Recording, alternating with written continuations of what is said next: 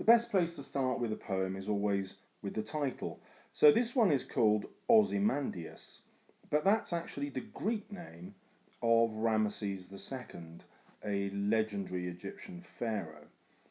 So it's interesting to decide why Shelley picked on his Greek name instead of the better known pharaoh name that we get through our knowledge of Egypt. Well, one reason for this is that it suits Shelley's purpose, and in this poem he's trying to show that time gets rid of all vanity, all glory, all sense of achievement. This is about hubris. So Ozymandias is a king who rates himself as the greatest of all kings, and now all that's left in the desert is what you see in the image before you: two trunkless legs of stone and a shattered visage, fallen face. So this poem, on the face of it, is all about how power and glory and fame doesn't last, and therefore isn't real, isn't valuable, isn't something that we should look up to. Let's take a quick look at this site, ancient.eu, which tells us that Ramesses II was an incredibly successful pharaoh. He lived to 96 years old, which is an extraordinary age in those times, had over 200 wives, over 150 children, and here this final sentence tells us that there's virtually no ancient site in Egypt which does not make mention of Ramesses the Great. So clearly this is possibly one of Egypt's most successful, long-lasting pharaohs, has had a massive impact on our knowledge of Egyptian history. Now, what's interesting is Shelley rejects that completely in this poem and tries to write away Ramesses' fame and claim that it was all for nothing. And that's one reason why he's taken Ramesses' Egyptian name and supplanted it with his Greek name, Ozymandias. But it's worth remembering, isn't it, that in some ways Shelley is playing fast and loose with the facts here. So he's being very selective in trying to make a point in this poem, a point which is not necessarily borne out by history. Here's just a snapshot of the kind of images you can find on the Google image search, and you can see that his statue is everywhere. It's all over the place. He is still very widely known. You don't get a sense of scale of this photograph here, but this is a building carved into a rock, so that bit's the entrance, and you can see quite how massive the representations of him still are. And these, of course, would have been even better preserved in Shelley's day. There you go. You can see the sense of proportion here. So this image of an incredibly successful pharaoh whose works have stood the test of 3,000 years of time would not fit Shelley's poem. He's changed history in order to make a series of points about time, the value of art, the value of poetry, the nature of power and fame.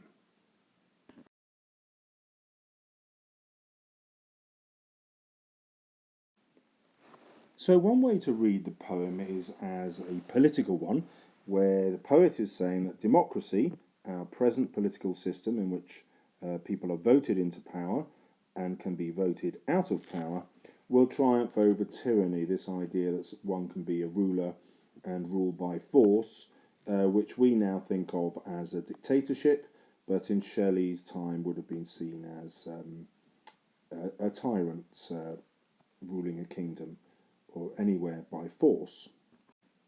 In other words, Shelley is looking at modern Britain and seeing it as superior to the world of the pharaohs. And this gives us another reason for the Greek name Ozymandias, because the idea of democracy, of course, comes from the Greeks. And that's why he's used the Greek name to show that Ramesses II should have been a more democratic ruler, and perhaps his fame would have been more long-lasting. Okay, how does he do this in the poem? Well, I'm assuming you've read it already, so I'm just going to zoom into the language that I've highlighted in yellow. So the descriptions of Ramesses II, Ozymandias, deliberately show how he's fallen. He's now half sunk and he's shattered. So what he was is now decayed. It's no longer there. And it's been quite violently attacked by time, as though time itself reflects Shelley's anger at the kind of ruler he was. Then we look at the description of what sort of ruler he was. Well, he ruled with a frown, a wrinkled lip, which emphasised his feelings of superiority, as though he's sneering at those beneath him. And that's, of course, emphasised with the word sneer here. He is a ruler who commands, but he does it coldly, without feeling for the people that he's supposed to benefit through his rule. And there's the sense that the tyrant only rules for their own benefit. And that vision of the violence that he must have had in his cold command is used ironically to describe what's left of his own statue. The poet imagines the expression that has been stamped by a sculptor onto the statue, but the very use of the word stamped invites us to imagine the violence of a tyrant or a dictator. That he sees himself totally in terms of his tyranny and dictatorship is evident here. He sees himself as the most powerful of all kings. Again, a suggestion that he's ruling by force. And then if we look at the final line of the poem, we can see how all that has been washed away by time. Time here is represented by sands. This would have been a common image to readers in Shelley's time. If you imagine the hourglass, it does contain sand. Sand is symbolic in meaning with time. But here we've got this interesting idea of the sands being level. So not only does time level everything, politically, when we are levelled, we are all on one level, we get rid of tyrants and dictators. We have a democracy where everybody has a vote, everybody has a say in how we're governed. And I think Shelley uses this language here to contrast the language of democracy with the language of tyranny, in order to show that democracy will ultimately triumph, and it will triumph for a long time. That's why those sands stretch far away. It's not just time itself, but the new political thought, democracy itself, which will outlive the urge to rule by force, to be governed by tyrants. Another reading of the poem looks at it as less of a political poem and more of a poem about art in general. So the sculptor might be taken to represent any artist, and indeed the poet himself here, and it shows how art and the sculptor and the poet have triumphed over the tyranny of the dictator Ozymandias. In this reading, the artist sees a greater truth than Ozymandias himself. So this links us to the idea of Shelley deliberately excluding a lot of historical facts which show Ramesses II's continuing fame, and chooses to look further in time to where only one statue it remains. So this antique land that the traveller comes from is actually not a land that's real in Shelley's own time. It's a land that he's imagining in the future, when all those statues have decayed and there's only one left. Now let's look at what is left. Well, there's a lot more information in a way about the sculptor's intelligence than there is about Ozymandias' intelligence. So the sculptor, well those passions read, so fully understood this ruler, this person who was commanding him to create this statue, which was supposed to last for an incredibly long time. And it's the sculptor himself who has stamped, in other words, put his mark on history by revealing the features of Ramesses II of Ozymandias. And he's shown in this neat little ironic description that Ozymandias, even when he was alive, was a lifeless being. In other words, he didn't actually experience life fully. And we can see this when we look at the face of this statue, as though we're staring at the face of this ruler Ozymandias. Now, obviously, literally, the statue is lifeless, and it's lifeless now because Ramesses II is dead. That's another meaning. But Shelley's going deeper here and suggesting that the live Ozymandias was also without life because everything came round to his desire to rule and to be great. And so, although he lived all those years, it wasn't a real life. He looks at the sculptor here who's doing something extraordinary. He's mocking this King of Kings by revealing his true self. And so instead of this statue just being symbolic and showing the kind of ruler that Ozymandias wanted to show himself as, you can imagine it as a kind of official portrait, Shelley's suggesting that the sculptor's gone beyond that and also shown Ozymandias' true self, that lifeless self, that he's not really a fully formed human being. And we get this idea here that the heart is supposed to give life, but instead we're giving the idea that the heart here of Ozymandias fed on the people that he was supposed to serve. It's a horrific image here, a gothic one, almost of the idea of a vampire living off the life of its victims. You get the idea that this ruler is a monster. Of course, another way of reading this is to show the sculptor's power. So it's the sculptor's heart that is feeding on the expression of Ozymandias and showing a greater truth to the world. So lots of layers of meaning all happening at the same time. And perhaps Shelley is suggesting that these layers of meaning are what makes great art. And that's what makes this poem great art. It communicates in so many different ways through so many different layers. So now, when Ozymandias writes on his pedestal, "Look on my works, ye mighty, and despair," he is claiming that his works will last, if not forever, certainly a long time, to show how powerful he was. The irony here, of course, is that the works that remain are those of the artist, the sculptor, and the sculptor himself might be saying this. So in this reading, Shelley is suggesting that the power of art will outlive the power of dictatorship or fame or wealth. And this is a way of perhaps saying that art itself is the highest calling that man or woman can have.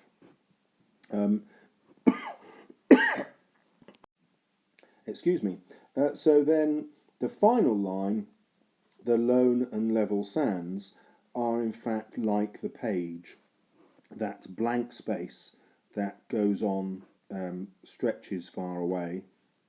And what's immortal on the page is the poem, in the same way that the shattered statue is near immortal in the desert, the level desert. And what it does is celebrate the sculptor who made it much more than the tyrant who insisted it was carved. Another reading of the poem is to see it as a meditation on the idea of time. And in this reading, we have to ask ourselves whether the passage of time offers us hope or leads us towards despair. In this reading, it's important that the first line begins with an antique land, the idea that time is always passing and the past is always getting further away. Now, if we look on that in a negative sense, nothing that we do now matters because in time it will be forgotten.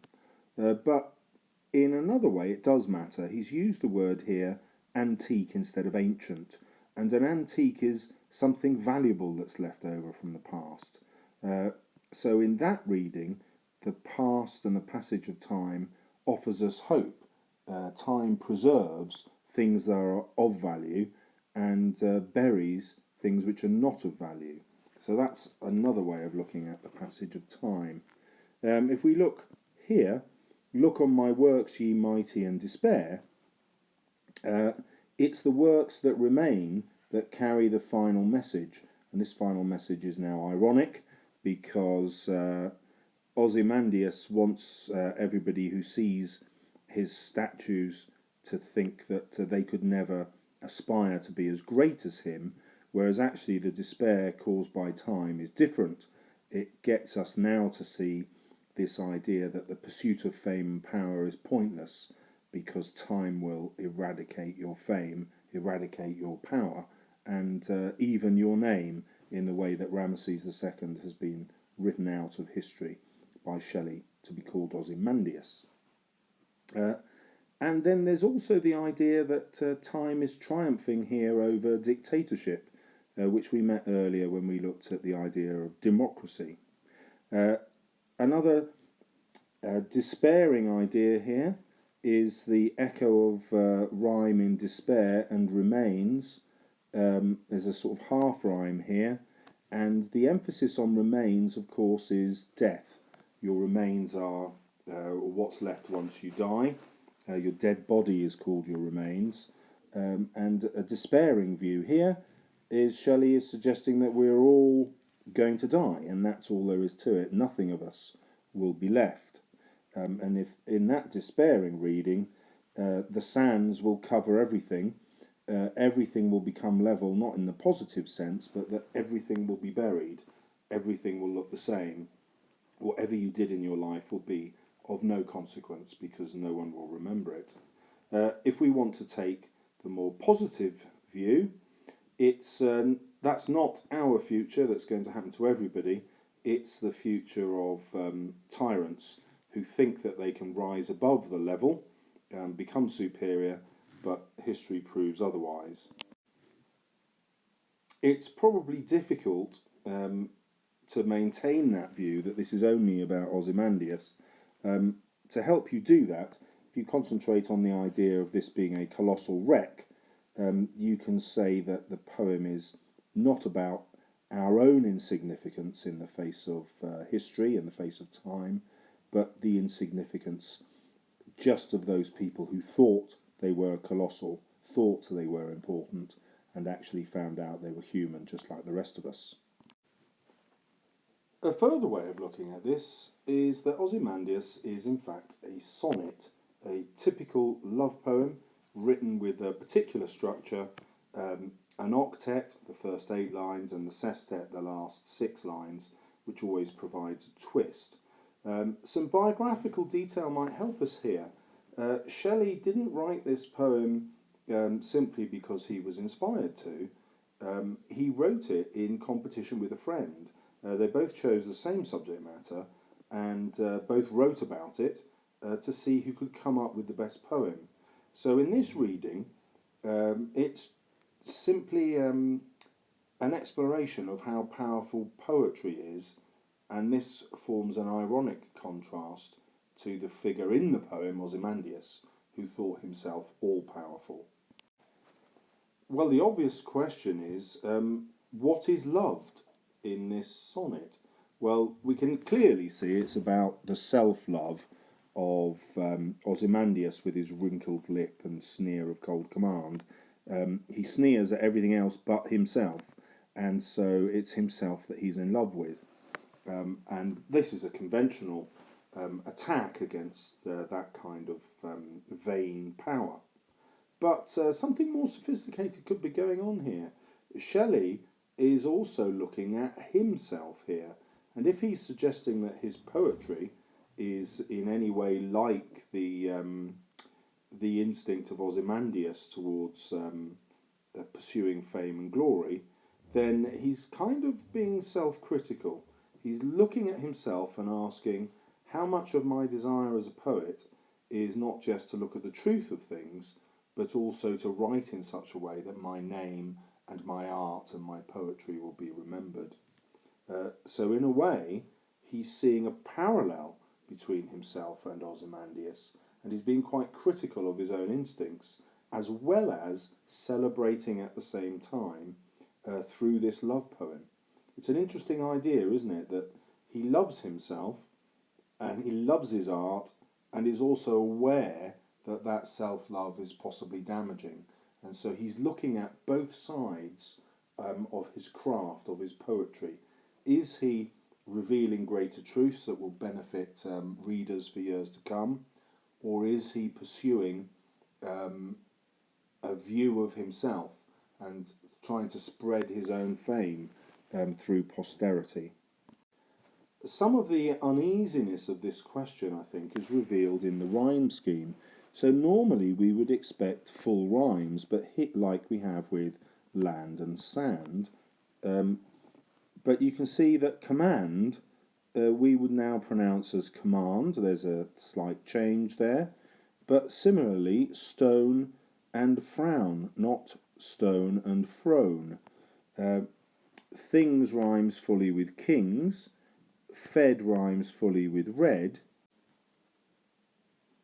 But appear does not rhyme fully with despair. So these half rhymes hint at the unease of the poet himself. Shelley himself is uneasy with this exploration because he knows the attack on Ozymandias is also a slight attack on himself. He has a lot in common with Ozymandias. When we look at it this way, the last line, the lone and level sands stretch far away, becomes quite mournful. Shelley is asking himself, will his poetry disappear just as these statues of Ozymandias have done, so that only a part of one of those statues remains? What will remain of Shelley's poetry once he's gone? And this switch of emphasis away from Ozymandias and onto Shelley happens at the switch from the octet, the first 8 lines, to the sextet here. So the 6 lines appear here to be about Ozymandias, but actually he's talking to the mighty. And Shelley would have to include himself here. He is the person with power in this poem. He's choosing how to represent Ozymandias. The work of Shelley is the poem itself, and we can see that he's asking himself if he should despair about his own work. We might view the tone of the poem as having an ironic distance from its subject matter. Let's have a look a little more closely and see how that works. Here the poet puts a real distance between himself and his subject. It's really odd that he begins with the antique traveller. From the traveller from an antique land. So he's not seen this statue of Ozymandias himself. He's just heard about it from a stranger. Well, one possibility of why he does this is that he allows this great distance between himself and Ozymandias to suggest that that's how far removed Ozymandias' fame is now from what he imagined at the time when he saw himself as the King of Kings. So by adding in this extra distance, he's showing how much time has torn away the glory of this apparently invincible pharaoh.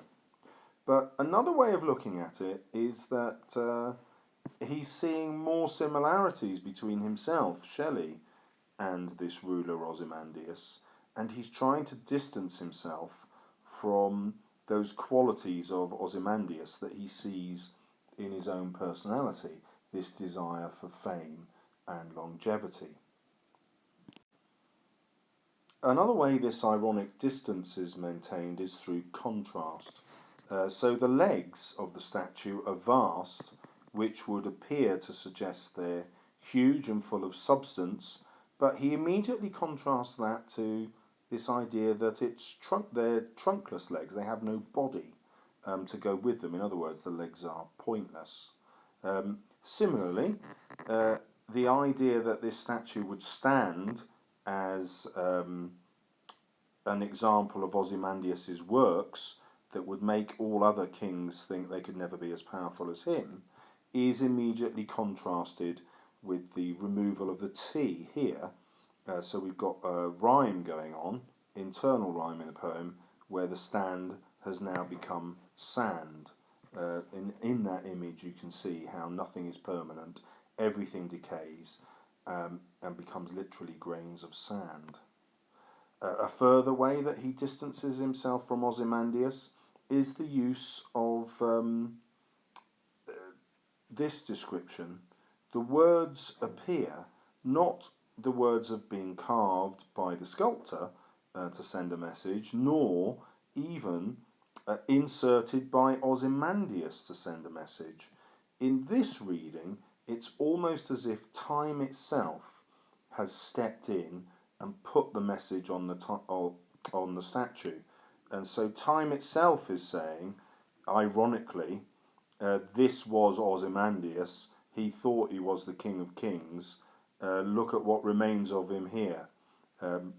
Despair, because he thought he was great, and actually time, I myself time, have reduced him to nothing. So that's quite a sophisticated point, and it comes from this quotation here. These words appear as though the words themselves have created themselves. A completely abstract thought, as though time has made them. Another contrast can be found here. The statue is boundless, in other words, it has no limits, just like Ozymandias saw his own power, and that is immediately contrasted with the fact that it is now bare. It's in a boundless and bare desert. The end is a meditation, I think, on death. So the sands leave us alone. They are alone, as though there is nothingness. Death here isn't going to lead us to heaven or to a future that puts us at the side of God. It's actually just ultimate loneliness. There is nothing, and that's why it stretches far away. This reading gives us another reason why Shelley doesn't put himself in the poem, but instead puts the traveller there, because it puts Shelley that much further away from inevitable death and inevitable oblivion. So you can see this poem as Shelley trying to face up to his own death, but actually wanting to escape it at the same time. A useful way of exploring this poem is through sound. Shelley specialises in alliteration, assonance and sibilance here, and he does it to attack this figure of Ozymandias. And it serves as a reminder to us that poems are written to be read or spoken out loud. So if we look at the assonance of the first and last lines, you can see the harsh, short-sounding A's here. Traveller, an, antique, land. You can hear the angry tone of the poet who's angry at Ozymandias' arrogance. But by the end of the poem, the and sand suddenly shifts to a more gentle sounding far away. And then the A on the final A is drawn out even more. And so that anger has become dissipated, perhaps suggesting that Shelley's passion itself, the same passion that Ozymandias had, won't last. He's staring death in the face here and realising that death and time is going to triumph over him, just as it has over Ozymandias. When we look at the alliteration at the beginning of the poem, we again get that sense of anger with the repetition of the T's. Two vast, trunkless stone stand desert. These T's are sharp sounding, they're harsh, conveying the poet's anger at Ozymandias. Shelley also uses sibilance in this aggressive way. So, vast, trunkless legs, stones, stand, desert, sand. This repetition of the S is like a violent hiss. But by the end of the poem, that anger has changed. Listen to the last two lines and listen to the effect of the double S's, how that softens the sibilance. Round the decay of that colossal wreck, there is a harsh sound with wreck here, but that's contrasted with the soft sound of colossal, and then softness is going to take over. Boundless and bare, the lone and level sands stretch far away. You can see that there's an acceptance in the lines here, an acceptance that we're not going to live forever, that no matter how brilliant we are in our own lifetimes, that's only really like a candle flame in terms of time. It will snuff out really quickly. But instead of feeling angry that we have such brief lives, there is a kind of acceptance in it, and that sense of acceptance comes from the gentle sound of the end. The end takes us away from this idea of despair and more towards acceptance of things that began by making us angry, but now we can find a kind of peace. Now, I think you can only read the poem that way once you take account of the assonance and the alliteration, the sibilance here. You can't just look at the words to back up that interpretation, and that's why sound is so important to you. There are, of course, all sorts of other examples of the alliteration, assonance, and sibilance in the body of the poem, but I'm not going to force you to understand everything. I hope I've given you enough there to really consider how the poet is working with sound.